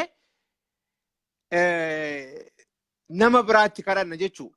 Amma yaadi obboleessi kiyya lafa kaa'ee maaliif abaluun nu geggeessu maaliif abaluun ati maaliif hin geggeessitu gaafa fincilaa gabrummaa ijoolleen qeerroon Oromoo ijoolleen naashinaalistummaadhaan dhalattee guddatte afaan isheetiin aadaa isheetiin ituu makamiin dhalattee guddatte baddaa baalee keessa teessee baadiyyaa keessa teesseetu lagi xaafoo kan keenya nurraan fudhatiinaa sabbataan kan keenya Boorana keessa teessee Wallagga teessa jeeteetu maal barte ijoolleen kun hin beekan lagi xaafoo isa akka ta'e karaa isaa dhaqanii hin beekan eessaan akka dhaqan iyyuu konkolaataa yaabbatanii hin beekan garuu maal barani qabeenyaa isaanii eenyummaa isaan of baraniitu maal akka qaban barani ila maal akka qaban barani ati sila tuttuqxee turte qabeenya qabna jette dahaba jette warqee jette buna jette pilaateemii jette kun hundumaatu of jalatti qabnuuti sodaattuu ta'uu keenyaanii kan hundumaa dabarsinee namaaf kenninaa jechuudha. Gaafa of barree naashinaalistii taane maal akka qabnu barra. Maal akka qabnu gaafa barree irratti lollee irratti duunee kan keenya godhana jechuudha. Sigalee kanaafi amma especially use young generation akka amma obboleessa koo dubbate kana nama biraatti waamurra nama biraan hoogganurra qabsoo kana maaliif ofiisaaf hin furannu maaliif ofii keenyaaf hin furannu maaliif kan isaan godhatu maaliif hin hogganu maaliif oromiyaan wala boomsu obboleessi kiyyaa amma dubbatu kun sigale kana Ilaamee waa tokko si qajeeshu na qajeelchi na furada na qajeelchi liberalism jechuun is a philosophy liberty irraa dhufe individual right itti amanu mootummaan tokko kan dhaabatu individualiidhaa fi namni tokko akka hin miidhamne liberty isa jedhu irraatu ka'e liberalism jechuun liberalismiin kun is a philosophy Amerikaan gara democracytti iyyuu kan dhiibe liberal idea kana jechuu kooti garuu biyya kanatti akka sodaatti ilaalamutti some of the people akka wanta jiramini wanna lukewarm change aggressive kan taane waan akkasitti ilaalu malee liberalism jechuun hamma kana akka tamma jette utuun ta'ini xiqqoo ishee qaqqajeeshuu barbaachisaa jechuu kooti oromooni baay'een isaa liberaliin jiru jechuun aggressivenis kan nationalistiinis jiru jechuun elitiin oromoo akka biyya lafaati akka biyya lafaa kana keessa amantii garaagaraa hundumtu amantii garaagaraa amantii mataa isaatii background isaatii fi orientation isaa barnoota isaa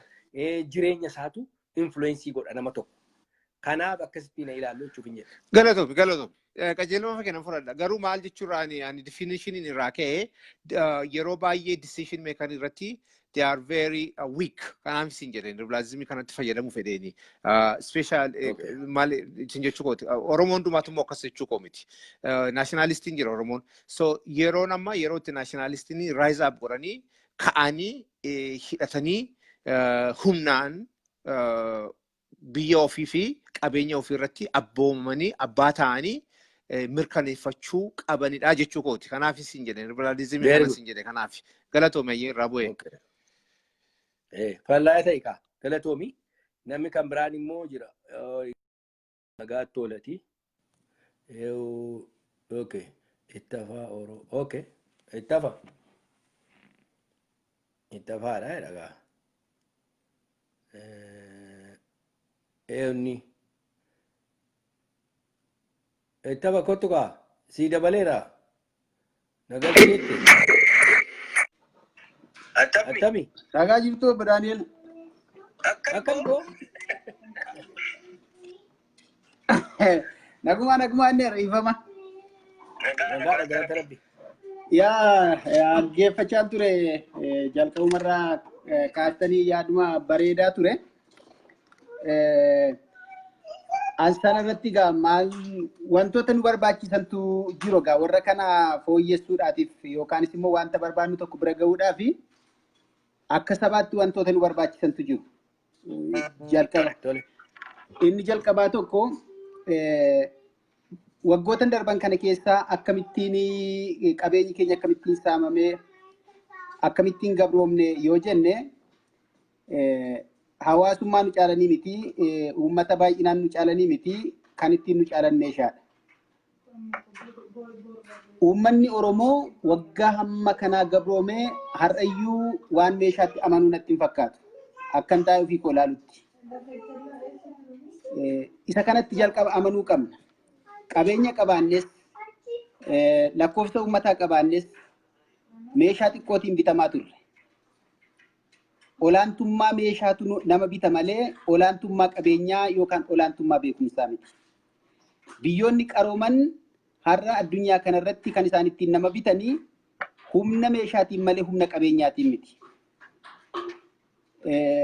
Ameerikaa kana yoo fudhanne Awurooppaa kana yoo fudhanne har'ayyuu dinagdeen isaanii guddaan kan inni irratti baafamaa jiru meeshaa oomishuuti. Meeshaa oomishan kana kan isaan irraa hafe gara Afrikaatti gurguruu biyyoota isaanii gaditti ta'e geessanii itti gurguruu jechuudha. Akka daldalaattis itti fayyadamu ittiin of tiksuufis biyyoota warra kaan ittiin bituufis itti gargaaramu jechuudha. Nuyi haga har'aatti Oromoon kan inni ittiin bitame waggootuma 27 kana asillee haa fudhannu. isa waggaa 2020 sanatuma dhiisne illee jechuudha. Kan inni nuti ittiin bitamne saba miliyoona 6 hin taane kanaan. Saba miliyoona 6 sana utuu hin taane kan nuti ittiin bitamne meeshaadha. Isa kana akkamittiin irra aanuu dandeenya isa jedhu uummanni Oromoo ofuma isaayyuutti yaaduu qaba. Abaluun nu bushaa, abaluun nu habituu, abaluun nu hoogganuu miti. Meeshaan hoogganuu qaba. Biyyi suni dimokiraasii wanti fe'atoo dhufeellee. Humni seerri kan inni ittiin bulu humna meeshaatiin.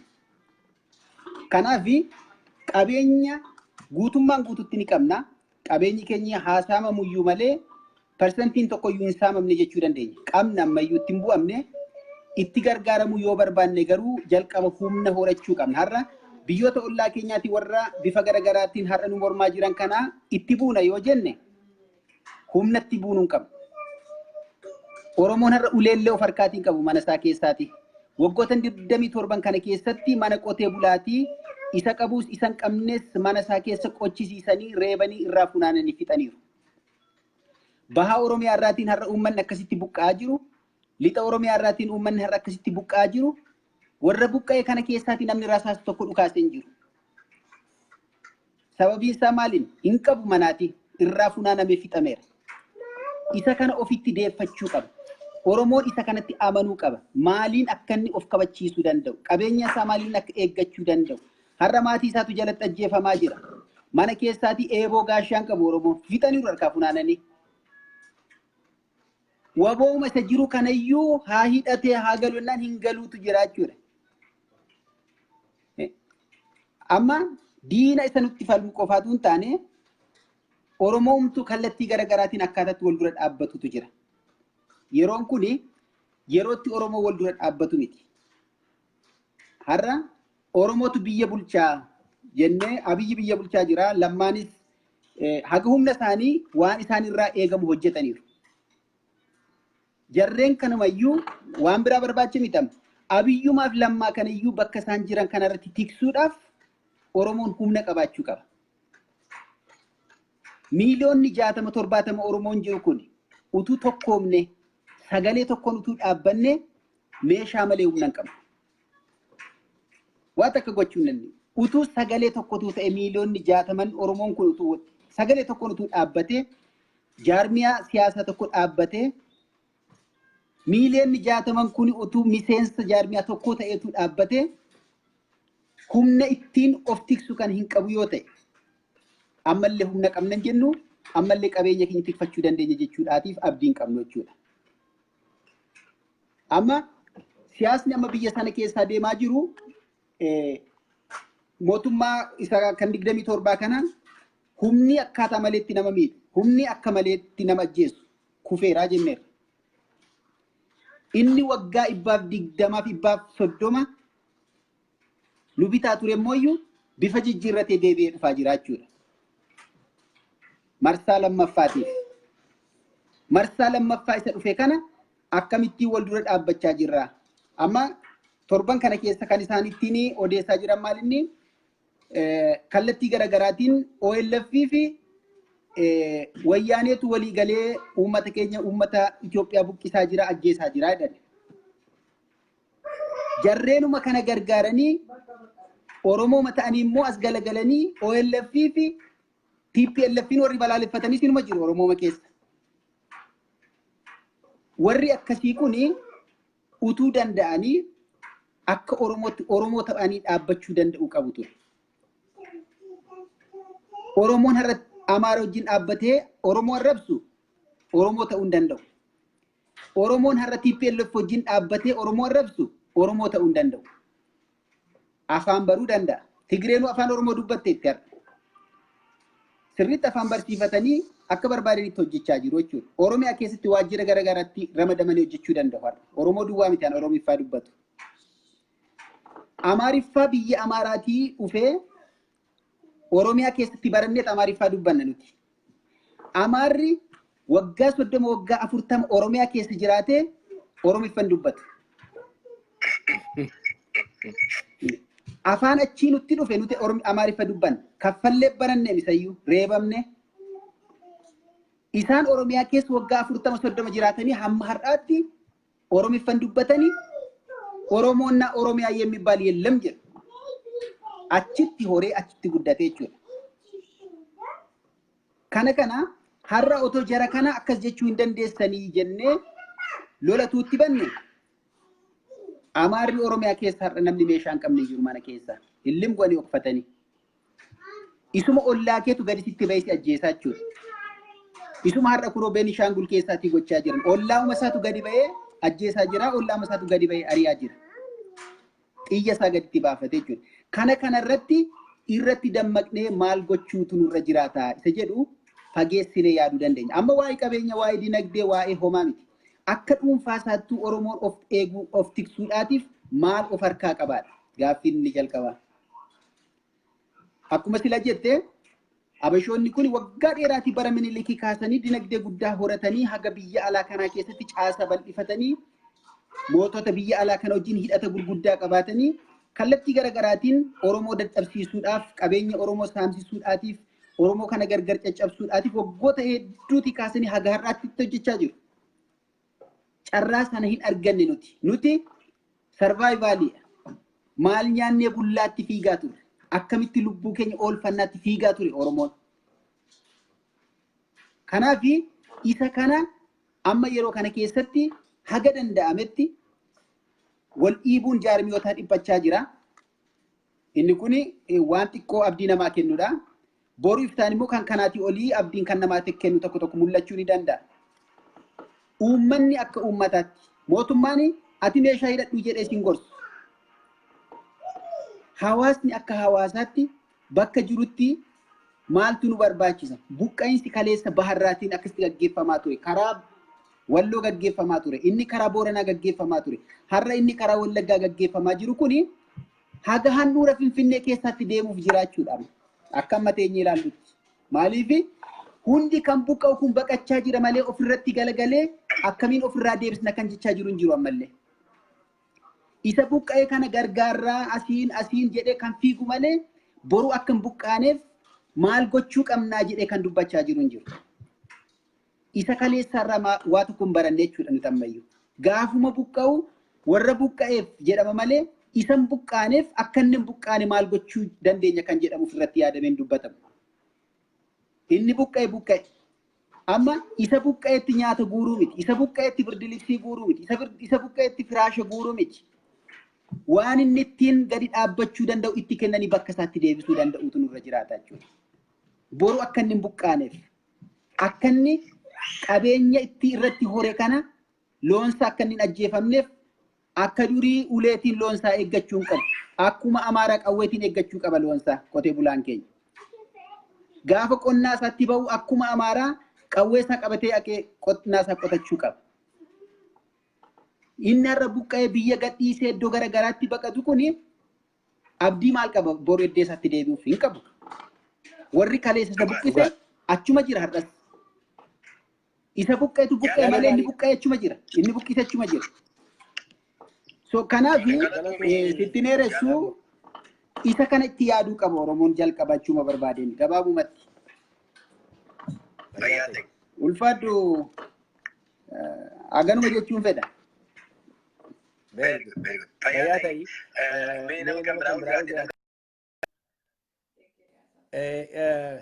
Dhugaasaa jedhee almaan Oromoo yaada gaggaarii dhufaa jira. Yeroon dheeraadha haasofneerra garuu wanti nuyi beekuun nurra jiru waan kana mee walii hiraati namni hundumtuu dhaggeeffatu. Ilaa amma poointii jabaa tuqaa jabaa kaase gurbaa'uun amma nuyi namni addanarraa aktivistoonni namni Oromoo kan inni dubbatu warra buqqa'e gargaaruu jedha. Si'a tokko lafa handhuuri kee itti awwaalame irraa buqqaatee jennaani achitti deebi'uun baay'ee guddaa, baay'ee jabaa, baay'ee ulfaataadha. Ilmaan Oromoo kana mataa keessatti qabadda. Amma kunoo Harargeedha inni miliyoonii 1.5 buqqa'ee dhufe akkasittiin biyya keessa faca'ee rakkatu kuni biyyattiin galu taanaan ammas lafa gadhiisaadhuma deemnaa jechuudha bara.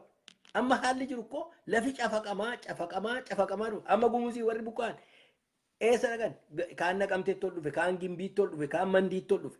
Inni Booranaa buqqa'u maa inni Keeniyaatti gale. Jarri kun dhuguma deebi'anii galuu? Lafa isaan jiratti seetalii godhu taanaani abdii maalii qabu jarri kun? Oromiyaan akkatti shirinkii gochaa jirti ilmaan Oromoo. Kanaafi amma kan itti yaadamuun irra jiru warra buqqa'e kana hamma danda'an aarmii godhanii barsiisanii cabsanii dhaqasanii lolatanii akka isaan lafa isaanii itti deebi'an. Akka isaan diina kana ofirraa ari'anii ishee gumuziin ari'anii lafa isaanii fudhachuu. Warri Sumaalee ari'anii lafa isaanii irraa fudhachuu. Oromiyaa isa dhiphate kana deebisanii iddoo isaatti deebisuun baay'ee heedekii isa guddaadha gara fuulduraatti. See tokko namni tokko buqqa'ennaan ittuma deema. Lafa qabataa deema. Amma Oromoon kan inni ilaalu isa buqqa'e gargaaruu duwwaa ilaala malee Oromoon kan inni haadhuma isaa irraanfate inni kaleessa badhaasaa yookiin tarfaasaanii mana isaa gadhiisee dhufe mana isaa sana irratti deebi'ee mana kan biraa ijaaree achi qawwee qabatee dhaqee ofirraa dhoowwuu danda'u qabu. Kanaa gadi lafi Oromoo dhumaa cafaqamaa deemaa jechuudha. Nama tokko kennee daqiiqaa lama isin kenna nama tokko kennee hin cufa ga'a. Anis nan dadhabee tamaam kottu.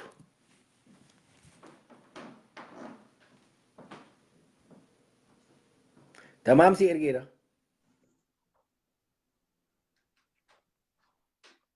Ayyee. Ashama Attama akkam jirtan? gaarii. Gaariidha. Waan dubbatamu silaa qabxii babbareedaa waan garaa nama qabbaneessu dubbatee ka'e obboleessi keenya amma.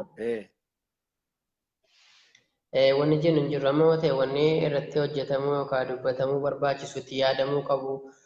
Akka gaafiitti wanni mootummaa warra yeroo ammaatii fi dhaaba biyya hoogganaa jiruun gaatamuu qabu. Silaa walii galamee bakka jiramu yaa gaafii godhameetti dhiyeeffatamuu qabu.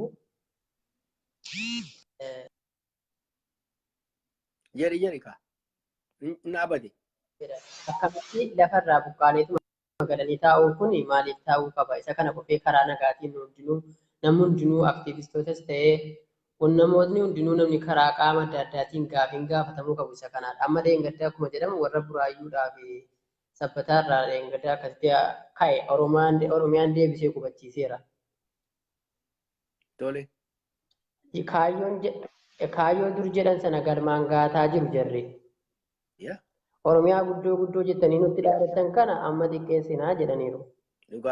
Akkuma jedhaniif deemaa jiru. Yeroo kana jedhan jedhe kaayyoon jiraa gara magaalaa uummanni hararirraa buqqifamee dhuguma akka jedhamu miliyoona 1,500,000 ol kan deebi'e Oromiyaa keessa qubatee jira. Ammas jarri gurraachi kun jarri shanqillaan buqqifteetti. Ammas jara kana of keessa qubachiisuudhamu kaayyoon deemamuu qabu. Kunni irratti gaafachuu qabnu. Iddoo hundaanuu karaa barbaadame kan mootummaadhaan gaafiin dhiyeeffamuu qabu. Yoo akka jireenyaa ta'e deebifamee namni sun akka lafa isaarratti bakka nun barbaannu daangaa namaatti seennee qubannu. Bakkuma jiranutti akka dur jiranutti deebi'anii qubachiifamanii yoo jedhan federaalizimiin kabajameera jenne isa kana qabu.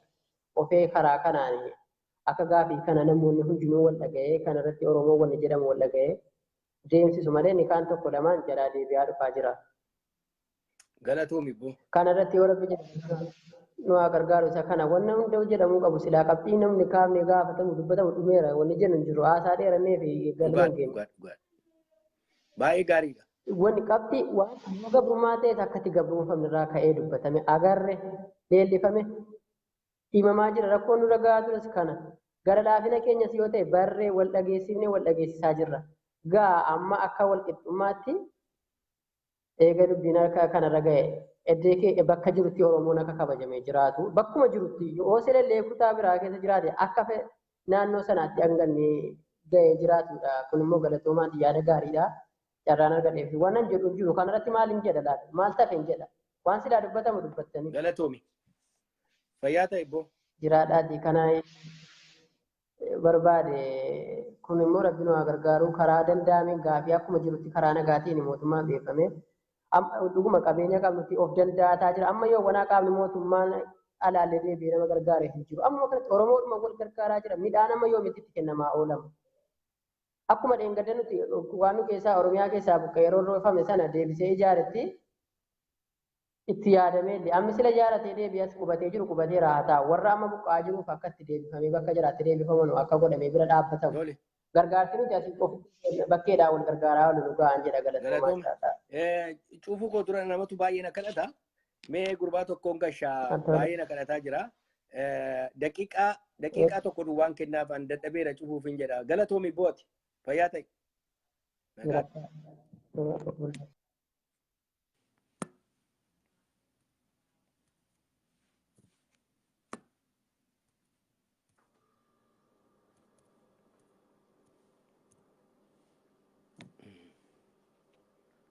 Meeqa liqaa qeerroo si ergeera qeerroo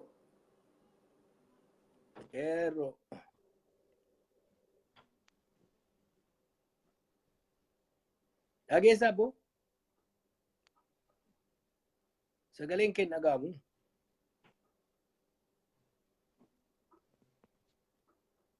Connection kee gadiidha natti fakkaata qeerroo.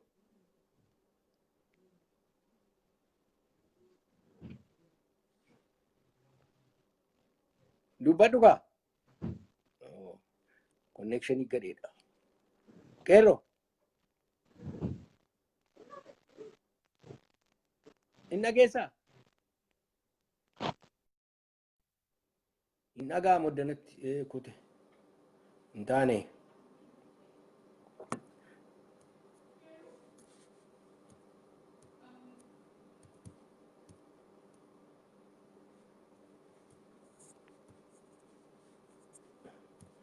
Oh, in dandeenye qeerroo kaa requestii ergi ammas deebii ergi requestii.